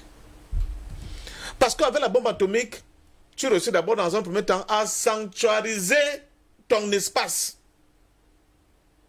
Le seul truc qui m'a le plus choqué dans tout le magistère de Mandela, c'est le fait d'avoir accepté, dans les accords de sortie du régime d'apartheid, le démantèlement du programme atomique sud-africain.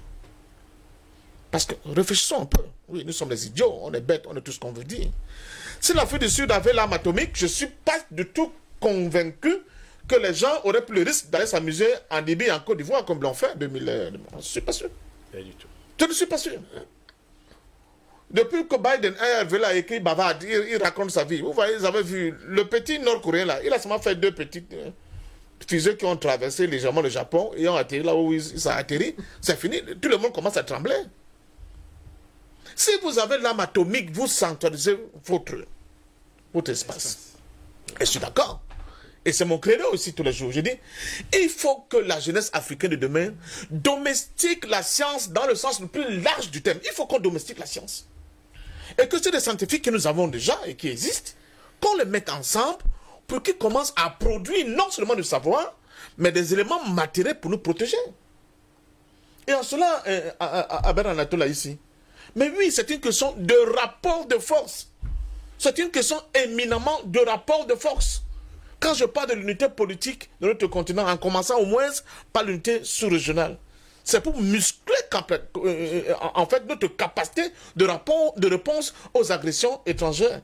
C'est ça qui va nous éviter qu'il y ait des démarcheurs, comme cet essaim britannique qui s'est retrouvé au palais de l'unité, pour démarcher de leur vaccin en nous démontrant qu'il est bon.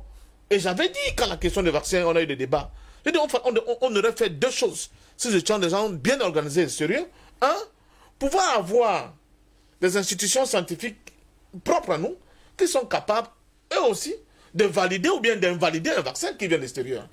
Ça c'est bon, ça c'est pas bon, parce qu'il y a des éléments là-dedans qui sont plutôt criminogènes.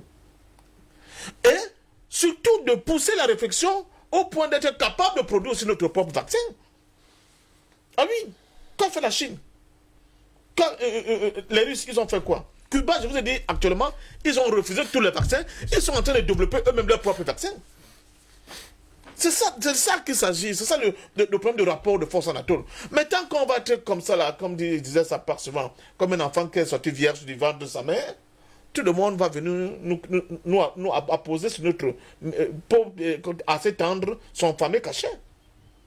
N'est-ce pas? C'est comme le fer, là, le fer pour les chevaux. Et ce sont ces marques-là que nous continuons de porter. Ils sont d'ordre différent. Ils sont d'ordre culturel, effectivement, Yamitiba. Ils sont d'ordre culturel.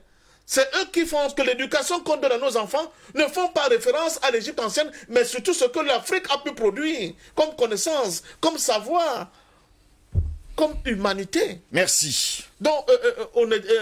bon, Anatole, vas-y. Pour terminer, Anatole, j'ai pour sortir de cette édition de l'IBS ce matin. En 2 minutes, parce que c'est le temps qui nous a... 2 minutes Oui, bon, parce que là, il y a 2 ou 3 messages que je dois lire. Oui, disons que je suis très d'accord avec Yamtimba au niveau de sa chute. C'est-à-dire l'écoute, la vérité, la justice et l'équité. Oui. Ce qui donc questionne... Sans oublier l'arme atomique également, qui est proposée. Bien naturellement. Parce qu'on ne peut pas vivre ça avec ça, sans vivre avec l'arme atomique. J'ai eu à le dire dans une précédente émission. Oui. Il nous faut une bombe atomique. Sinon, si on veut se faire craindre, il nous faut se faire respecter. Il nous faut une bombe atomique, évidemment. Je suis d'accord avec Yamtimba. Ça questionne justement les réformes qu'il faut engager dans cette affaire de communauté dite internationale. Il faut rapidement... C'est une institution désuète. Je crois que je ne suis pas le seul à le penser. Et si nous sommes encore dans cette affaire-là, on doit absolument exiger des réformes profondes de cette affaire-là. Non, ce n'est pas la communauté internationale qui est désuète. Elle n'existe pas. Non, je veux dire... C'est un mensonge. Non, je parle pas de l'ONU. Non, je parle de... Quand on parle de la communauté internationale, je crois que je m'inscris, je souscris à ce que Dr. Douma parlait tantôt, ça dit l'ONU. Voilà, il faut être précis. Il faut réformer justement cette affaire-là, parce que c'est désuet. Si nous y sommes encore, bien sûr, mais en même temps, je pense que, et j'ai eu à le dire, je crois, dans une émission d'hier, sur ce plateau, nous devons avoir des réponses endogènes à nos problèmes. C'est impératif. Parce que ces gens, lorsqu'ils s'engagent dans un projet, c'est pour régler leurs problèmes. Et nous n'avons pas les mêmes problèmes, nous n'avons pas les mêmes difficultés, nous n'avons pas les mêmes réalités. Encore moins, ça ne rentre pas dans notre contexte. Donc, nous devons avoir des solutions endogènes Et parmi ces solutions endogènes, et eu justement d'avoir cette bombe atomique, et ensuite, il faut une réforme profonde, j'allais dire une refondation de l'Union africaine. Absolument, c'est urgent également. Parce que si nous sommes dans une sorte de copinage permanent et improductif, ça veut dire que nous allons démolir dans le larbinisme.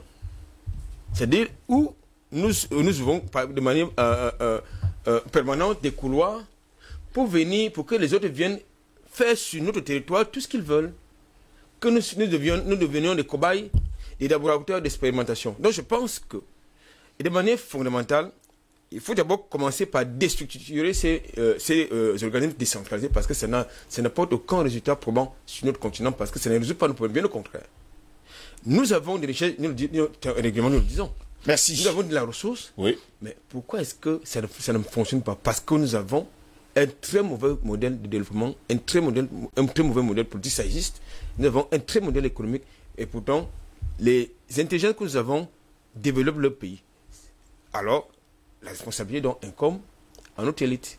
À notre élite. Messieurs, permettez-moi avant de se séparer de lire quelques messages de nos téléspectateurs. Bonjour le panel Steve. Depuis la mise en place de cette dite communauté internationale, l'Afrique n'a que subi. Steve, qu'est-ce que l'Afrique demande à la communauté internationale? Pourquoi toujours intervenir dans les problèmes africains? Steve, où était la communauté internationale lorsque les USA ont volontairement attaqué l'Irak? Steve, cette comme mascarade arnaqueuse a déjà été mise à nu. Steve, qui sanctionne la France, qui arme en Mondovision les rebelles en RCA. Nous sommes au bout du tunnel. Bonjour et bonne journée. C'est Ignacio Renaud depuis Ndogbon, ici même à Douala. Bonjour, comment allez-vous? Un panel au point. Merci également à vous depuis le Bénin. Allons-y, bonjour Steve, parfait, Anatole, Timba et les autres. Les condamnations internationales n'ont d'énergie que pour les pays africains et arabes. Cette communauté dite internationale est un véritable sida. Pour nous, notre seul avocat naturel, c'est Dieu. Ne cesse de les punir par des catastrophes.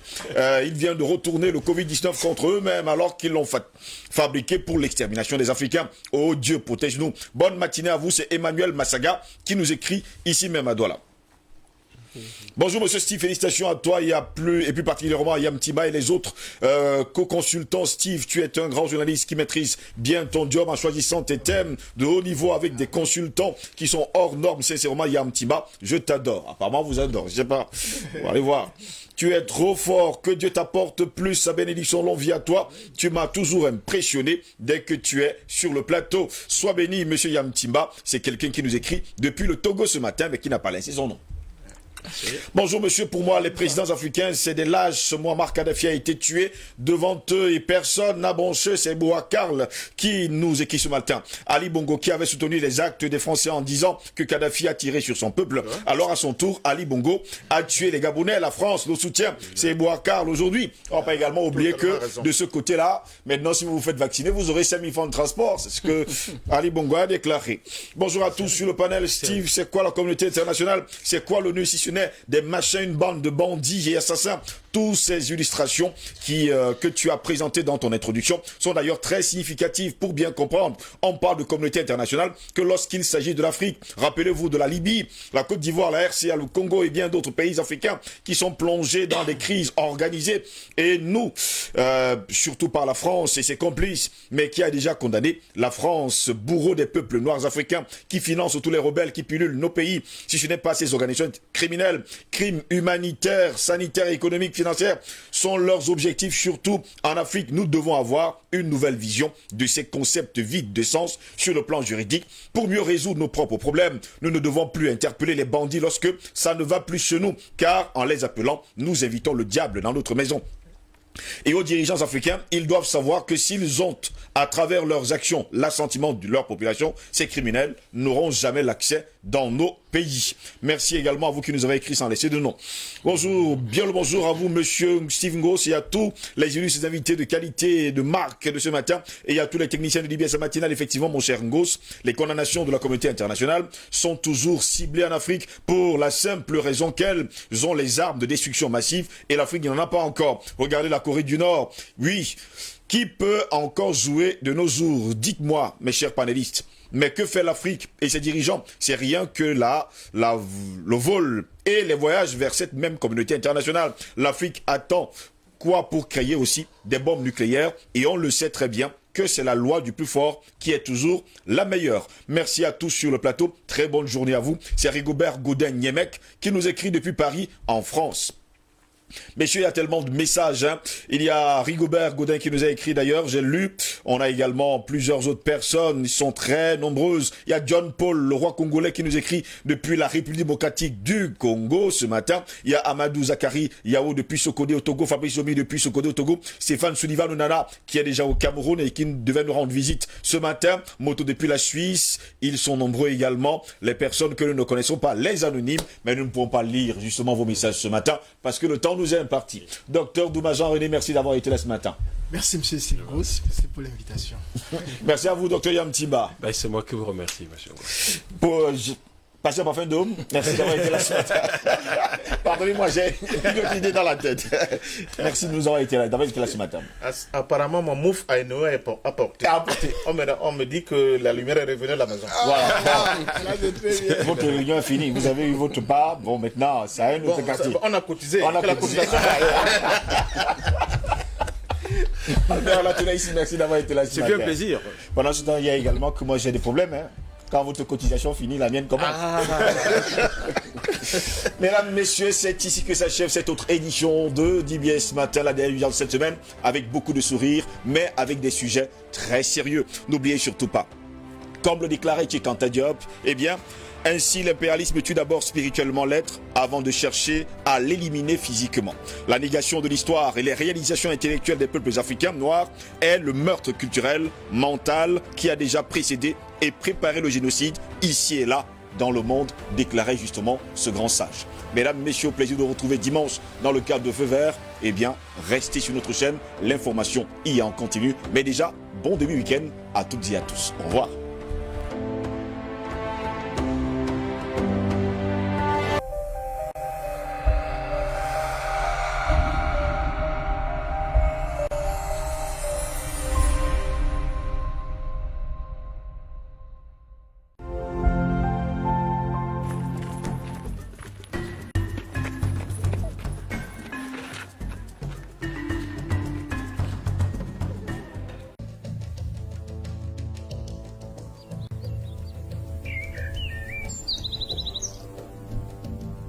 C'est ici, au pied du mont Cameroun, à 500 mètres d'altitude de la mer, bercé par la pluie et caressé tendrement par le soleil, qu'est née l'une des plus belles légendes de thé au monde. Toleti est une explosion de saveurs et de douceur bienveillante. Toleti au sommet du plaisir. Hey les amis, est-ce que vous savez même que chez Canal+, c'est le genre partout? À partir de la formule évasion, le décodeur HD est à 10 colos et l'installation est un genre dont tu achètes ton décodeur HD Canal+, et on t'installe gratuitement. Ah, Canal+, le goût de ça.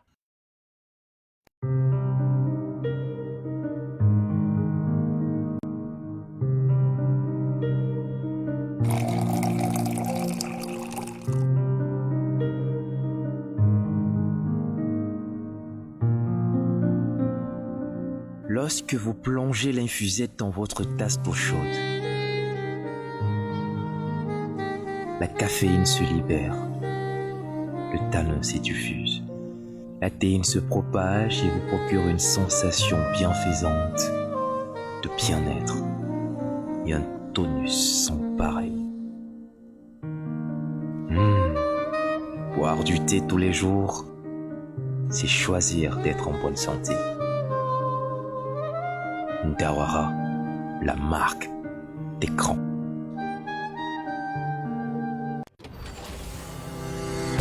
Vous êtes titulaire d'au moins un BEPC, vous avez un diplôme universitaire qui ne facilite pas votre insertion professionnelle, vous êtes à la recherche d'un emploi, vous aspirez à monter votre propre entreprise.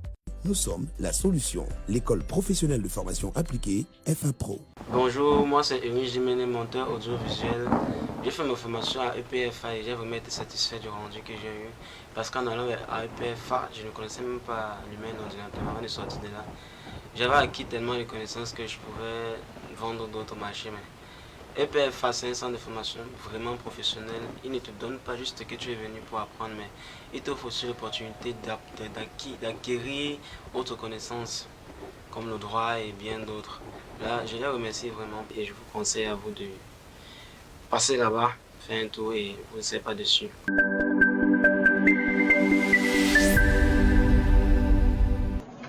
Bonjour, je suis Amos Alfred Bokali-Vrad, Anicom, manager et rédactrice web chez Dobis Group. Je suis une ancienne étudiante de l'école professionnelle.